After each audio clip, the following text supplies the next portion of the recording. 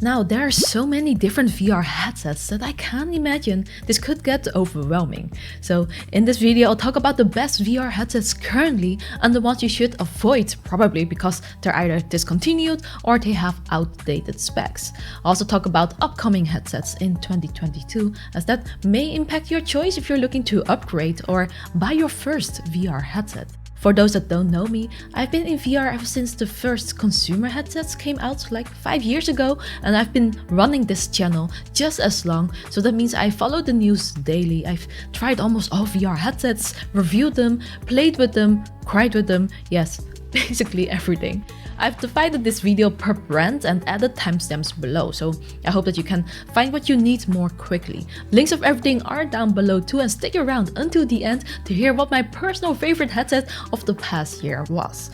If you're entirely new to VR, then check out my page here with an explanation of the VR jargon I use a lot in this video. Seriously, it will also help out in your future VR journey. Now, that's out of the way, let's get started after you like this video as support, and now join me beyond reality.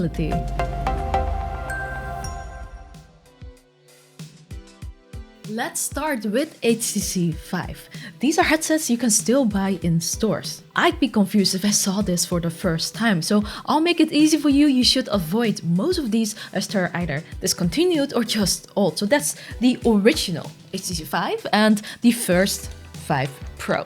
The Cosmos is HTC's only inside-out tracking line, and the tracking was unfortunately suboptimal compared to other inside-out tracking headsets. So if you do want one, the Elite, which is this one, is better because it has a faceplate for Steam VR tracking. But my recommendation is to avoid the Cosmos because they are just older headsets now, so their specs, especially the displays, are outdated. The VIVE Focus 3 is actually a great headset. It's HTC's best all-in-one headset. However, it's focused on enterprise, so there isn't much standalone content to play, and it has a very high price of $1,300 US. But you can use it as a PC VR headset too. With a USB cable, you can connect it to your PC for wired PC VR gaming, and there's a wireless streaming solution. However, HTC's streaming software isn't as good as its competitors, so I don't recommend buying the Focus 3 unless you're a business owner, as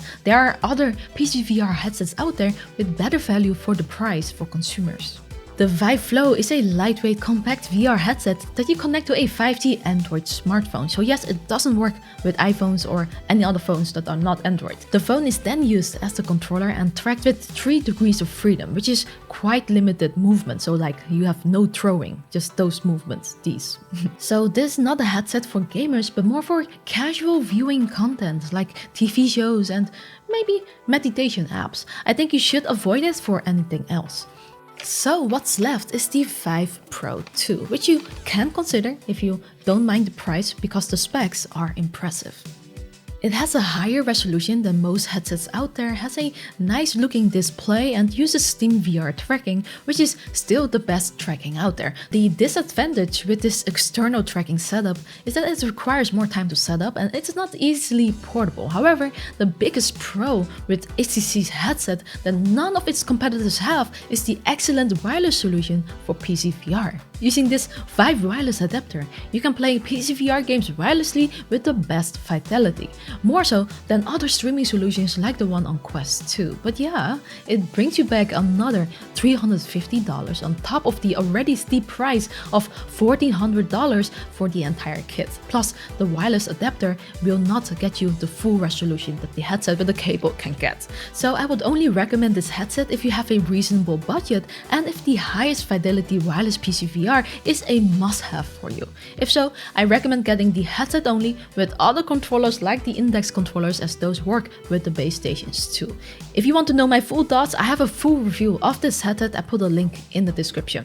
Time for Meta, formerly known as Oculus, the VR headset subsidiary of Facebook. Just as HTC, they've brought out lots of headsets as well, but they've done some heavy R&D and pivoted a lot over the years. Oculus started with PC VR and is now completely focused on standalone VR. But if you see the Oculus Rift CV1, the Go, the Rift S, or the first Quest that looks like this except less heavily modded, Do not buy these headsets because they're all discontinued and you won't get any support for them if you buy those now. The only one available is the Meta Quest 2. Here are the specs. This is an all-in-one VR headset that you don't need to plug into anything, so no PC or cables are required. It's completely wireless, making it very accessible, easy to pick up anytime and anywhere. It's also a hybrid headset, so not only standalone, but it can also be used as a PC VR headset if you have a gaming PC at least. With the app Oculus Link, you can connect the headset with a USB cable. With AirLink, you can even stream PC VR games wirelessly. It's not as good as a dedicated PC VR headset, as you may experience latency or visual artifacts depending on your Wi-Fi setup, but it's completely playable and actually my preferred way to play PC VR games now because it's just so easy to pick up. Meta also spends a lot of money on content. Some great titles are exclusive to the platform, like Resident Evil 4 VR. Sadly, none of their competitors spend so much money on content, and you know content is king. Aside from that, the Quest 2 also gotten major software updates almost every month. Seriously, it's almost not the same headset anymore as if you bought it 1 year ago. You can watch my 1 year later review on it for a full run through of all those software updates. Yeah, reviews that are made earlier may not be as accurate anymore, so keep that in mind. So yeah, with the low overall cost of $300 for the 128 gig version and $400 for the 256 gig version, the Meta Quest 2 is the best value for your money. In my opinion, it's also the best headset for any beginner, as it's just easy to use and you can do the most with it, like exercise or even work. It's not the most comfortable headset though and doesn't have a long battery life, so I do recommend getting a strap with a battery pack, which does add to the price. Okay, serious face, I also have to mention that the low price is achievable because Meta is subsidizing it. Their business model is to collect the data to sell relevant ads based on it. I know most of us don't care because honestly we love VR too much to stop using it, but you should be aware of this. Okay, they also have an upcoming headset coming. They announced they have Project Cambia coming. This is a high-end headset that offers a hybrid of augmented reality and virtual reality, which makes it mixed reality. It's designed to have more advanced features than the Quest, like high-resolution color pass-through for AR, and it will include eye plus face tracking. We don't know much else yet, and there's also no release date yet, so we just know that we'll hear more about it in 2022. The Valve Index, made by the company behind Steam, has been my top favorite headset for a long time, but since this year, interestingly, I haven't been using it anymore because I think it falls behind on specs now. Not strange, as it was released almost 3 years ago. New headsets just have better displays, so I don't find I enjoy the Index's fidelity as much anymore. However, it is still the best overall headset. I think it's the only one with an excellent balance of comfort, quality and performance. It's still one of the few with the highest refresh rate at 144 Hz, which stays beautiful. It also has the best audio solution and microphone, and the best controllers, even though people seem to be breaking them fast. I've heard so many reports on this that I just wanted to mention it, but they never broke on me, and if I'm correct, people can replace them for free. The Valve Index is not perfect though. Just like HTC's headset, the setup isn't as easy as it uses Steam VR tracking. It also has glaring issues that could bother some more than others, and it isn't a cheap headset at $999 for the full kit. Still, I think you can consider it for the more hardcore gamers and those who just want to dive into various genres. However, if visual quality is the most important to you, then there are better options now. Valve may be working on a new headset too, but take this with a large pinch of salt because these are not confirmed and just huge rumors. However, YouTuber and friend Sadly It's Bradley spends a lot of time analyzing Valve's code and has found references on a new Valve Index headset. Multiple references actually. When this will come and if it will is unsure. However, I do think it's time for them to release a new one, right? Come on, game. Please. So, HP has really stepped up the game with the recently released headset. This is what they've brought out so far.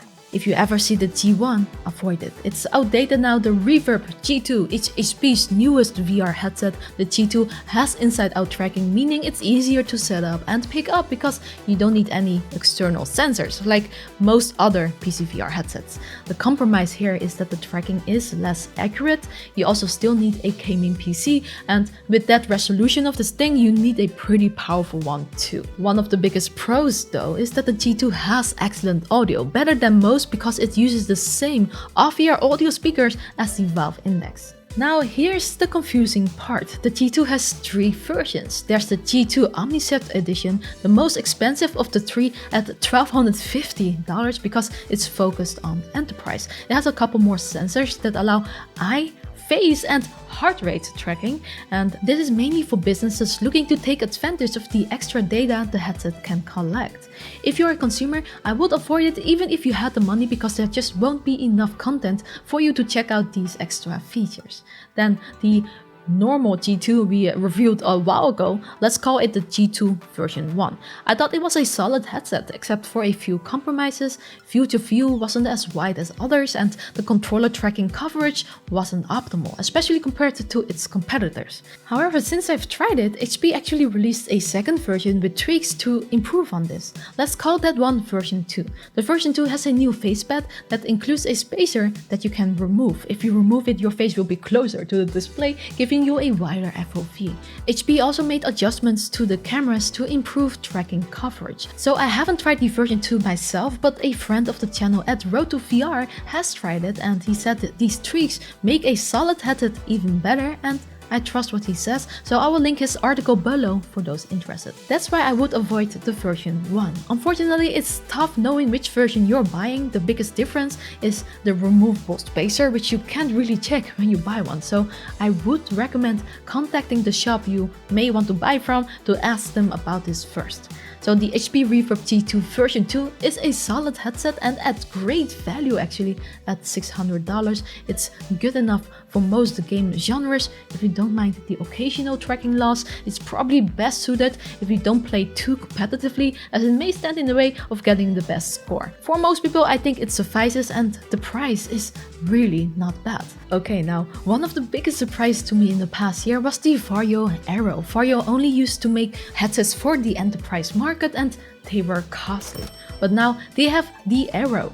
This new high fidelity headset has just been released and everyone can buy it, at least those who have expendable money. But hey, at least you don't have to own a business too. It is the most expensive out of the bunch on this list at $1,990. Thus, Varjo smartly aims this headset at the prosumer, the ones who need the visual quality. These are people who may be playing VR games more seriously, like sim racers or flight sim enthusiasts. I also think this headset has some features that can actually justify its high price. I mean, the displays are the best I've seen so far. It's just gorgeous, and one of the best features none of the competition has is that the Aero includes eye tracking, allowing for automatic IPD adjustment and foveated rendering in some games. The headset has a very high resolution too, one of the highest in the market right now. Many PCs would struggle playing VR games with a resolution like this. However, because of Varjo software tweaks, and especially if the game supports foveated rendering, then the performance is fantastic. This just isn't always the case with very high resolution headsets, but I go a lot more in depth about the Aero in my review, which I will link below. I think this is the best headset out of the list if you want the best visual quality, but $2,000 is for the headset only, which doesn't even include controllers or the required Steam VR base stations, so it's even more expensive than that, and you also need the PC, and that is just a lot to swallow. Time for Sony PlayStation VR. I can be short about this one. The PSVR released in 2016 and that's 5 years ago, so it's obvious that the specs are outdated by now. The only reason you might want one is if you own a PlayStation and you want to play PlayStation content only. The platform has one of the best VR games exclusive to the platform, but I would not get one right now because Sony has actually announced that the PSVR 2 is coming and confirmed that we will hear more about it in 2022. We don't know much about it except that it will have new controllers with haptic feedback, just like the new PS5 DualSense controllers, which will be totally awesome. The rest is still unclear, although the rumors are pretty cool. I won't mention them now as it's just not confirmed yet. So if you're looking for a console headset, I recommend waiting a few months. We don't know exactly, but we might hear something very soon. If you really want to play VR now, it's probably best to get a different headset right now, like maybe the Quest 2. Time for Pico. It's such a cute name. I'm covering these because you may see these pop up too. Pico has the Neo line that are headsets very similar in looks and specs to the Quest. They have 3. However, these are not consumer headsets in the West. They're only available to enterprise, so I would avoid all Pico headsets if you're a consumer in the West. Only in China, they sell the Pico Neo 3 to consumers. If you're from China or you are a developer, they are a solid alternative to Quest 2 because it uses the same system on the chip, the Qualcomm XR2, so it's very similar to the Quest 2. In my testing, the Neo 3 performed well and looked great too. There's an advantage for a developer. You get a lot more freedom to develop on the Pico platform as it's more open than on Quest. If you are a consumer in Asia, the biggest disadvantage is that there isn't much content to play. However, in China, when meta isn't even allowed, then the Pico Neo 3 could be the best viable standalone option. Lastly, let's talk about Pimax VR headsets. This is the headset for the enthusiast that wants the widest field of view. However, the company doesn't have a good track record of giving support and they weren't able to deliver their Pimax headsets on time during the Kickstarter. Although for the past years they have proven themselves by the enormous R&D they've been doing, they release so many different headsets with tweaks and upgrades, which can also get very confusing. But to make it easy for you, you can ignore most of these headsets. This one is also an older one. I would actually just look at these. The 5K Plus, 8K Plus, the 5K Super and the 8KX. Do you see that FOV? Don't fall for the marketed FOV though, the horizontal FOV is actually much lower. Still, overall these headsets do have a wider FOV than its competition. However, these headsets suffer from distortions on the far edges of the headset. But I have to say, they have improved that in their latest headsets. It's not gone entirely, but it's not uncomfortable anymore. So the most significant difference between these Pimax headsets are the resolution and refresh rate capabilities. In my testing, I found it the overall best performer. The software has greatly improved as well. It's easier to adjust settings to match your PC specs as you need a pretty monster PC to get the best specs. So I actually think Pimax headsets are becoming solid. Still, you will need to spend a lot of time on the setup to get it right, so you have to be a bit tech savvy for these headsets. But one important note is that Pimax also announced a new headset line coming called the Pimax Reality 12K QLED, and it has some really ambitious specs like a 12K QLED display. It's also standalone and has 6K per eye, but it will also be very expensive at $2,399. Pimax is currently offering a trade-in. If you buy one of the presently available headsets, you get a deduction of the total purchase price if you decide to buy the upcoming headset. However, the new headset's release is somewhere at the end of 2022, so it's a waiting game to see if they can actually deliver what they promise. Given their track record, I would be cautious about this, especially since you have to wait this long. It may be that by then we'll have other options already. Man, I really needed that. That was a lot of info, wasn't it? Those were all the headsets I've reviewed over the past years, and it covers the most popular and most used headsets out there. In a bit, I'll talk about my favorite ones, like what my go-to VR headset is, but before we dive into that, here are a couple of headsets that are confirmed to be coming as well. Knowing this, it may impact your decision to buy a new headset, so I wanted to mention them. I already mentioned some, like Meta's Cambria, Sony's PSVR 2, and Pimax's upcoming VR headsets in their own sections in this video, so I'm not going to repeat myself here, but here are 3 other upcoming headsets. First, we have a new contender in town. The Lynx R1 is an affordable mixed reality headset that offers very cool specs and possibly experiences you won't see anywhere else. The best thing about the company is that they want to make their platform as open as possible, not like Sony or Meta. They ran a successful Kickstarter in 2021 and you should see these headsets come out soon. I've actually gotten a hands-on before in this video actually, so the link is below. Then there is another company you probably haven't heard before, which is this one, the Arpara. They have a new headset coming, which is the Arpara 5K. I have it right here, but I haven't reviewed it yet. They will have a PSVR and standalone version, and on paper the specs are very interesting, but I would not get my hopes up as this is the PSVR version. I have it to test and they are using the Nalo tracking, which frankly isn't good at all. They are coming with a Steam VR tracking face cover, which could make a big difference. I haven't had the chance to test that one yet because they said they are going to send it later, but you can keep an eye on the channel for that. I'll put a link below when I've done the video. Last but not least, there are rumors that Apple is releasing a VR headset, but these rumors have been going on for, I don't know, years, so take it with a grain of salt. However, it does seem like this year there's more and more rumors and information that it will release, or that will at least get some official information in 2022. Although knowing Apple, it's probably not going to be an affordable headset at all, but in any case, I'm excited for a big company like Apple to come into the space. So it may not come as a surprise, but the headset I go to the most is the Quest 2. It's just I personally don't mind compromising the visual quality for the ease of use, and it's just the only headset with the most things to do, as it also has the biggest user base. If you do want the best display quality and money is not a problem, I would say the best headset for that is the Varjo Aero. If I had the money for that one, that would probably totally be my main weapon of choice for PSVR.